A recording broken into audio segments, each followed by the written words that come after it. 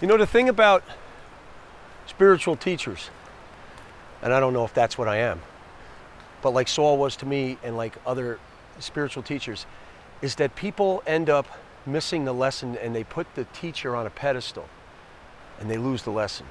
What they have to understand is that they already have what the teacher's teaching them. They're just awakening a truth in them. And so when they awaken that truth, they're not really giving them anything. They've just awakened them. It's like Jesus. I always say Jesus, we hung him up somewhere between heaven and earth, and now we have this being, this beautiful human being that probably traveled the world without ego, and we can aspire to be that. But because we hung him up here and say, hey, he's the only Son of God, it's, you can't say, well, one day I want to be like Jesus, or one day I want to be like Buddha, or one day I want to be like Martin Luther.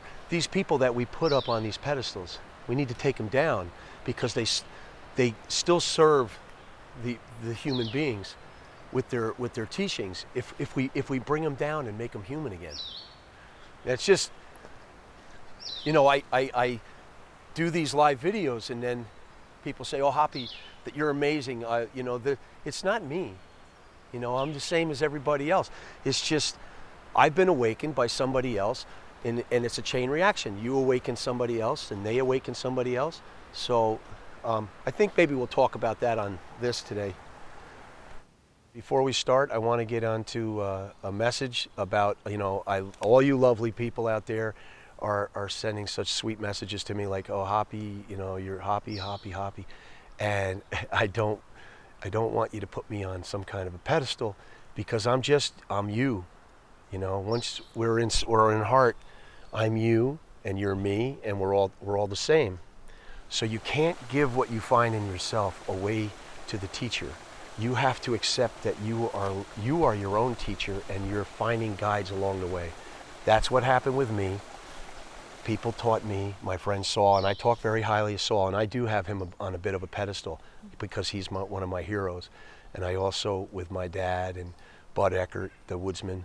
But at the same time, I am my own person, and my journey is mine. And Saul always said, "Don't put me on that pedestal." And because my lessons, whatever I've awakened in you, will go away if you put it and project it onto me. This is about all of us sharing in this moment, and trying to shut down our brains for a little bit and open up our authentic heart and connecting us to the power of the universe, and to connect with our spirit and reconnecting with our faith of ourselves and the faith in nature. And the planet's doing better, and we can do better. And we don't want to be in this crisis and then come out of this crisis, go back to where we were. So I have talked with a bunch about this, about Jesus, and I'm not a Christian, but I'm a spiritual being. I'm not really affiliated with any religion, but I believe in some of these teachers, and I kind of bring them back down to earth and make them human, and that gives them more power. Really, when you think about it, it gives them more power because they're coming from a place of what we could possibly be.